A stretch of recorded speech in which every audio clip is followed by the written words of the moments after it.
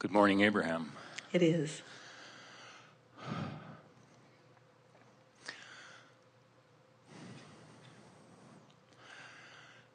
I would like to first thank you for the explanation that you had when you were talking about the locks. I've been trying to get clear on what are the different levels of the vortex. And that was a clear explanation of getting into it easily and then allowing myself to rise higher and higher.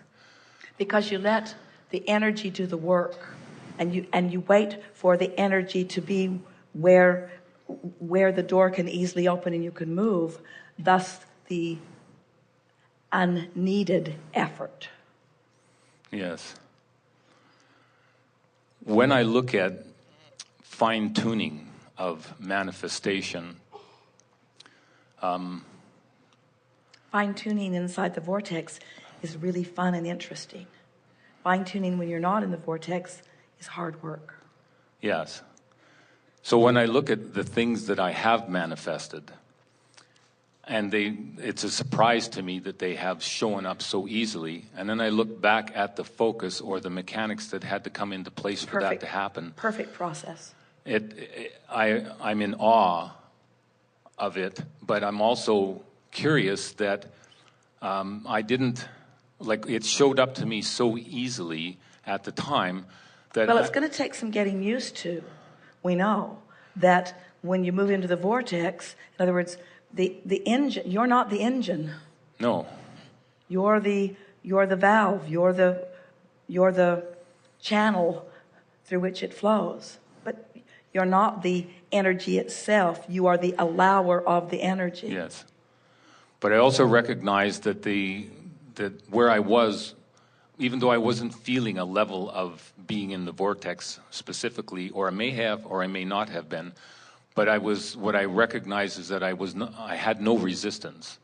And that was a predominant thing that I'm going, I get why I got it, because I had no resistance.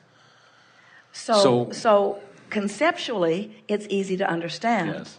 And therefore, sort of easy to apply to other things, except that when you apply it to something for which you have resistance, well, and that's part of my... Taking off that resistance is not the easiest thing to do. Is that what you're saying? Yes, and part of my question is, if I look at the mechanics of manifestation, the last part of that is to allow, and you have said to expect it. And I have a bit of trouble with that word expectation. The reason is because expectation feels like resistance.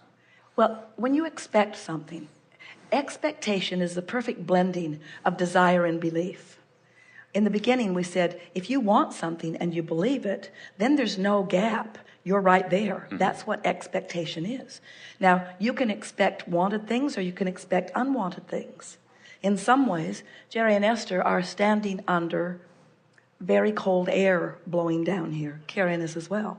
That air is very cold. That may be why he has disappeared. And there is a certain expectation that comes from that. You see, in other words, so you can come to expect things that you don't want. So that may be why you're called. Expectation is not negative or positive. It's just alignment with an idea. In other words, you can expect unwanted things and you can expect wanted things. But being in expectation feels to me like I am setting up a platform for resistance. Well, so what about expecting life to go well? Here's the key.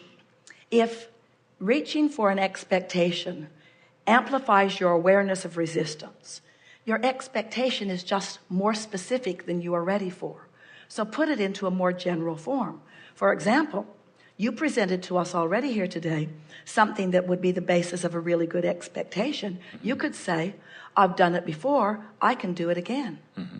You could say, I know what it feels like to be in alignment with something wanted and watch it manifest. Mm-hmm. And if I can do it relative to one thing, I can do it relative to another. So it's a general expectation. Okay. I expect the law of attraction to respond to me. I expect to be able to look around me and see where my vibration is. Esther knows that there is some resistance going on in her vibration, or she would not have this happening with her voice. And when she thinks about it, a common statement that she makes is, as she hears people will come up and they'll say to her, I don't want to kiss you because I have a cold, or I don't want to shake your hand. But most people don't. They just shake her hand anyway. Even though some do say it. And Esther will find herself feeling some resistance, but here's where she amplifies it when she says, the only thing, I'm never sick, the only thing I ever worry about is losing my voice. That's the only thing I ever worry about is losing my voice. And we say that's a sort of expectation that she could do well to leave behind. And as you point out, is a negative expectation, but then she could say, how many hundreds of hours, thousands of hours, tens of thousands of hours has Abraham blown through my voice box? And how rare is it that there's never been a situation when Abraham has not been able to be heard. Right. There's never been a situation where I have not been able to fully receive. So this is the way that she brings herself back into gentle and general alignment, you see. Okay. Expectation.